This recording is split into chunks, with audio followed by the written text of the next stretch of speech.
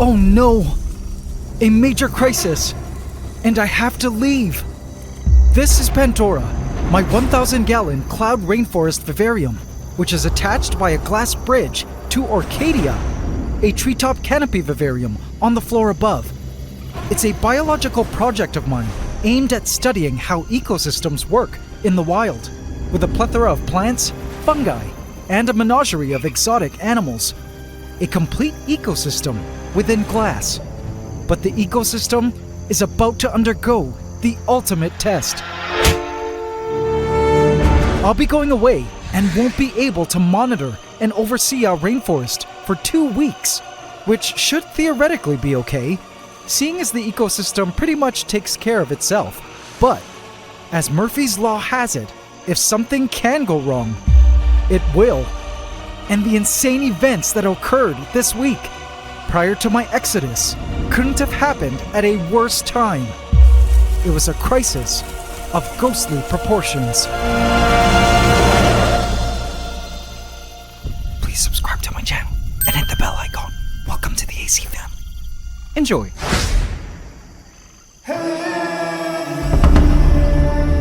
It seemed like it would be just another ordinary week in our rainforest, but this would turn out to be no ordinary week, full of surprises, both good and bad. So here's the situation. I'll be leaving home for the next 2 weeks to fly back to Canada and then to Orlando, Florida, where I'll be part of AnimalCon USA, the biggest convention of animal creators in the US. I'll be taking part in panels, have a meet and greet, and we'll be talking on the main stage about vivariums. So if you're in the Florida area, October 5th and 6th, do come on down. I'd love to meet you. You can get your passes at animalconusa.com. Now, I've left our rainforest to carry on its own before, but never for more than 4 days. 2 weeks will be the longest period ever for our rainforest to be left alone unmonitored. But what could possibly go wrong, you ask? Well, let's just say nature seemed to conspire against me, and it all began here. A ghost ant was busy drinking nectar from a vine air root. The vines have adapted to attract ants to its roots and stems for protection from herbivores by luring ants in via extra floral nectaries, basically spots where it gives up nectar for ants to drink. It's a valuable food source for the ants, particularly these weaver ants, who actually live in the vines, protecting the vines from herbivores. But I wasn't too happy that the vines were also feeding these tiny invasive ghost ants. I did not put these ghost ants into the rainforest. They broke in, uninvited, through the mesh, and I've been seeing them foraging for food in our rainforest for the past few months. They are a very invasive species, and were capable of endangering our ecosystem should a population ever establish, as they could attack or outcompete other ant species. Thankfully, I've only been seeing workers and no queens, and I attributed that to the queens being too large to fit through the mesh screens. Or so I thought, for little did I know, the ghost ants had been planning a surprise chess move all this time, and Pandora was about to be checkmated. Pandora's king was nestled on the bank of our Blackwater pond. Godzilla, our resident spectacled caiman, was basking in the morning light after an entire night of eating nocturnal prey insects. He had greatly grown in size, and the more I see him, the more I notice. I've been trying my best to train him to not be afraid of me, but he's still quite nervous around me, and will disappear into his secret bedroom in the rocks as soon as I get close with my camera to film him. Poor guy. He's okay with me watching him from a distance when he's on the bank though, which was good. I'll continue working on desensitizing him to my presence, and I've already begun planning for his next grand home, coming very soon. I wanted to get working on his next home because of another reptile predator who was also growing in size and would soon be a competitor. Snip, our baby sunskink, was basking as usual on top of the stump. Hi there, buddy. I'll miss seeing you. Please survive and don't get eaten by Godzilla, will ya? Fully heated up, he left to retreat into the foliage to begin hunting for prey insects. Speaking of which, I scanned the lands to make sure there wasn't a shortage of prey insects. And I was happy to see that the population of crickets was still pretty good. I spotted a female laying eggs into the soil to ensure the next generation of crickets to come. Other prey insects, like roaches, were seen up in Orcadia, safely growing in population in the treetops. I spotted a slant-faced grasshopper down in the Pandoran leaf litter, cosplaying an unsuspecting green leaf. If I were just passing by, I probably would have fallen for his disguise. He moved strategically and slowly so not to alarm any predators of his whereabouts.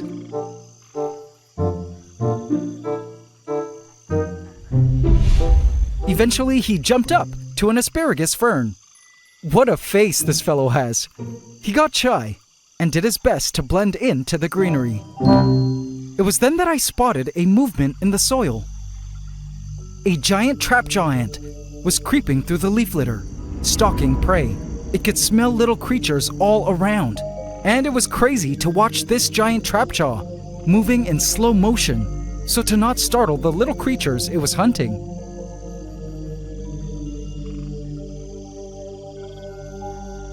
It searched carefully beneath the leaves for springtails, isopods, worms, anything its lightning-fast jaws could catch. I was actually very happy to see this giant trapjaw ant worker out actively hunting, because in a previous episode, I noticed that Asian bullet ants had been raiding their nest of larvae and young workers. I guess the giant trapjaws managed to fight the Asian bullet ants off in the end. Speaking of which, not too far away, an interesting scene was unfolding. An Asian bullet ant was lugging a freshly killed cricket back to its nest. It looks like the ant had stung it in the throat because hemolymph was gushing out from the wound. The strength of this ant was insane as it lugged the giant cricket over loose leaves that made the entire home delivery process even harder.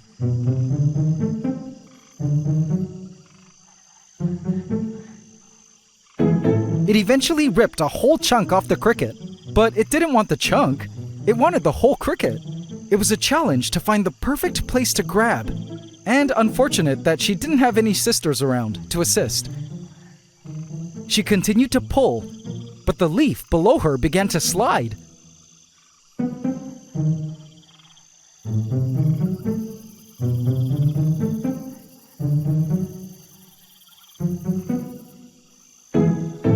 Soon other creatures began to come around, being drawn to the smell of cricket blood.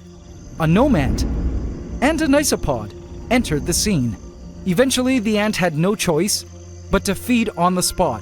Another Asian bullet ant nearby began to drag one of the leaves that had the cricket blood splattered all over it home to the nest. The larvae could deal with this roughage, then regurgitate the goods for the workers to eat. Soon other scavengers had been drawn to the cricket carcass, an isopod, and a springtail. It was quite amazing watching the creatures feed together like this. Kind of like a lion feasting on a wildebeest, while scavenging vultures were also taking advantage of the kill. Amazing that scenes like this happen on a micro scale as well. A bunch of isopods came around, drawn to the cricket carcass, as the Asian bullet ant ripped a huge chunk off the cricket. And hey, check out that male spider! But he's not interested in this cricket. He's looking for a mate. The ant decided to leave with a chunk of cricket meat and headed back to the nest. This was a definite win for the isopods. But the Asian bullet ants were beginning to grow in numbers, as they were pretty much everywhere I looked now. They also were seen frequenting the leaves and asparagus ferns to join the carpenter ants at licking up honeydew deposits from the mealybugs. I suspect these Asian bullet ants, being as resourceful as they are, will be even more numerous when we get back in 2 weeks. But the Asian bullet ants weren't the only ones multiplying in numbers. Against the glass of the leaf litter, a female spider was welcoming her handsome lover. A male spider had been following her scent to fulfill his ultimate destiny. "Hello, my dear," said the female. "I've been waiting for you." The male moved in to breed with her, using his pedipalps to deposit sperm into her reproductive openings. This mating session lasted about 5 minutes, and just when I expected the female to make a meal out of her lover, something totally unexpected happened. She didn't eat him, and he moved over to a piece of freshly killed cricket that was waiting for him to feast on. How cool! In this species of spider, it seems the female prepares a food gift when she is fertile and ready to mate, and leaves it laying around in her web to reward the lucky male that shows up to mate with her. He happily accepted the reward after fulfilling his end of the deal. Comes to show you that in the world of spiders, females aren't always widowed cannibals, and in this case, females actively prepare dinner for the males after a long day's travel and work. Unless, of course, this is just her way of fattening him up prior to eating him, in which case, spiders are savage. The rainforest was full of such peculiar and interesting surprises, and this next sight was no exception. I noticed a gecko emerging from the foliage to hunt insects during the day. These lizards usually hunt at night, but will sometimes be seen emerging in broad daylight to catch diurnal prey insects like flies and such. But there was something very odd and something disturbing that I soon discovered with this gecko. I noticed a bump on the other side of his face, which at first I thought was his other eyeball, but viewing from the other side, I was shocked when I saw this. Oh man! It was a huge bulbous growth on his snout. This gecko had a tumor on his face. Oh no! He jumped into the foliage. I watched as he continued to hunt for insects on the vine leaves. It seems the tumor didn't affect his overall vigor, and he otherwise seemed normal and healthy. Perhaps this was a benign tumor. I hoped it was, but either way, it was a clear reminder that the creatures of our rainforest were not immune to cancers and tumors. I sometimes forget that animals can develop them as well. Good luck, little guy. I continued to run into more surprises. Below the stump, the nomads, our resident gnome ants, were busy lugging a cricket leg into their underground nest. These ants continue to amaze me with their coordination and overall teamwork. It was no surprise to me that these ants were the current reigning alpha ants of the forest, pretty much dominating all the soils.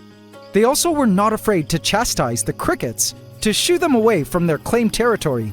The crickets hardly noticed the ants and weren't really threatened. Now, are you guys ready for this next surprise?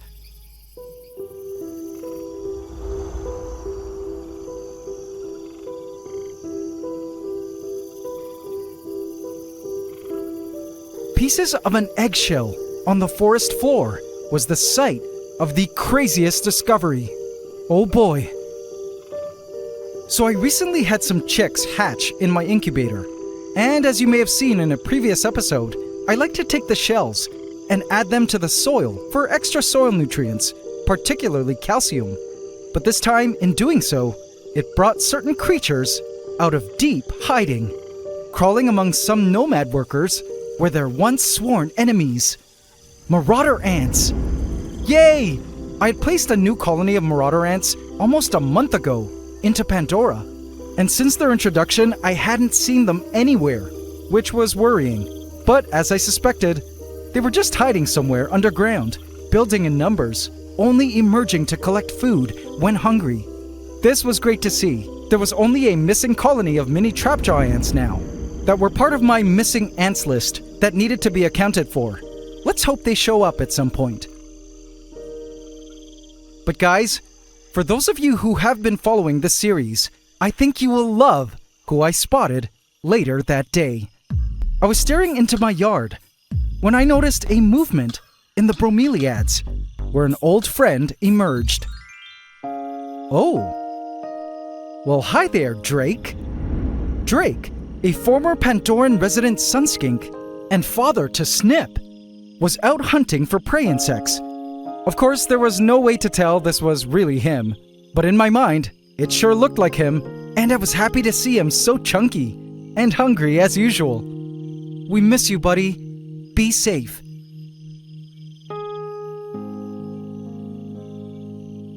Later that day, it thunderstormed, which once again led to yet another very welcome surprise. The next day, I stumbled upon this at one of the massive termite mounds in my front yard. Mushrooms! Termitomyces mushrooms, sprouting all over the outside of the termite mound. This was awesome. Now, if you're new to the series, these Termitomyces mushrooms are quite special. They're edible and truly delicious and nutrient-dense, and they sprout from fungus combs cultivated by the fungus-growing termites within the mound. I've been studying these mushrooms and the termites for years, as I've been attempting to try growing the mushrooms indoors, with my latest attempt to grow them inside Pandora, where I've introduced termite queens and kings inside, and have already begun to see the termite workers foraging for the debris containing the spores from these mushrooms.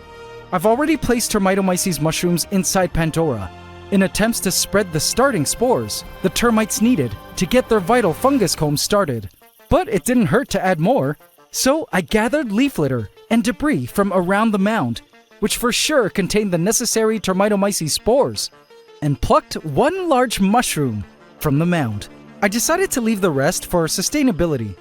I brought everything inside, into my ant room, and placed the giant mushroom and leaf litter inside Pandora. This mushroom would continue to release its spores here. And lo and behold, later that day, I noticed some termite tunnels leading to the leaf litter, which to me meant the termites had already begun to forage for the good stuff. I was so happy to see this, and couldn't wait to see if we could grow these mushrooms indoors, which still hasn't been done yet. Pandora already had its own flourishing community of mushrooms, including these very familiar white mushrooms, growing from the soil beneath the stump. But there was something odd and peculiar about these mushrooms. Get this. So I believe these mushrooms to be fairy ink-cap mushrooms. They're quite pretty, and are always sprouting under the stump. But one thing I find quite strange is that sometimes the mushrooms are gray, and sometimes they're white. Any mushroom experts care to explain why they switch between colors? Also, an interesting thing about these fairy ink-cap mushrooms is that while the possible sexes of most members of the animal kingdom are either male, female, or hermaphrodite, these mushrooms apparently have 143 different sexes. Isn't that crazy? Now, if that's not they, them, I don't know what is. The world of fungi is truly mind-blowing and strange. So Pandora, overall, seemed to be doing well. Ant wars had settled, and creatures were thriving, in spite of some health concerns, and the ecosystem looked good to go on autopilot for 2 weeks. No areas of concern. Or at least that was what I thought. Night fell in Pandora, and the rainforest was quiet and still. The mists were beautiful, as they were every night. Staring into Pandora was like watching a beloved baby sleep. Our creation on an eternal path of evolution. I felt proud that so far the rainforest had been able to withstand a number of crises in its 10-month lifespan, including invasions by parasites like mealybugs, an outbreak of which sparked a lot of worry among many gardeners in the comments, who warned that the mealybugs would completely kill the plants. But strangely, the mealybugs ended up integrating well into our ecosystem, offering a sweet food source for ants.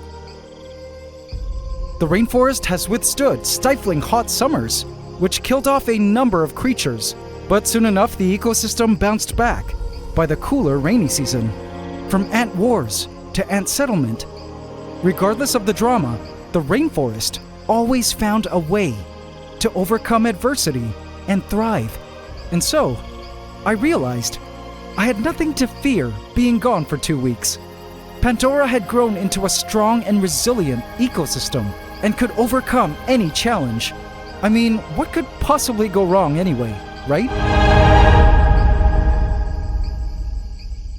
It was then that Mother Nature pulled out her wild card and answered me like a ghost appearing in the night. Up on the rock wall, I spotted an adult huntsman caressing her egg sac. But that was not what concerned me. I noticed a trail of ghost ants rushing somewhere in quite the hurry. I followed the trail, and my heart sank when I saw where the trail was leading.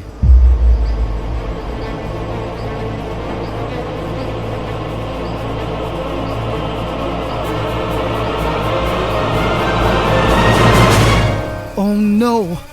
A huge colony of ghost ants had moved into a moist section of moss behind the rock wall.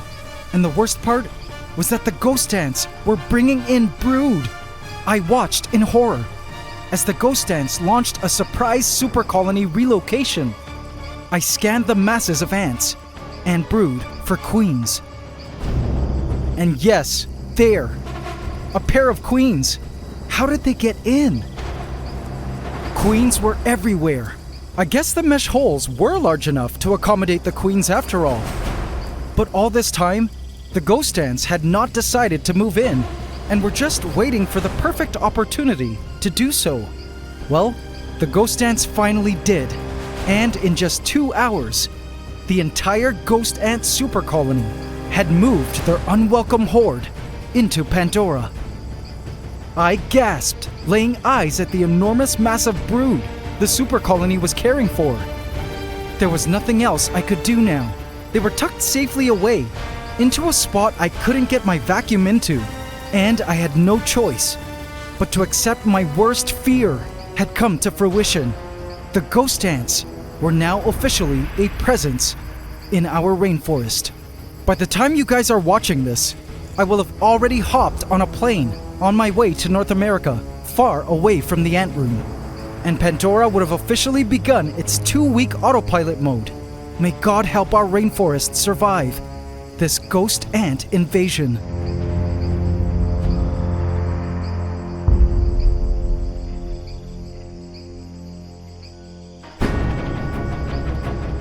Vote in my community tab to affect this story.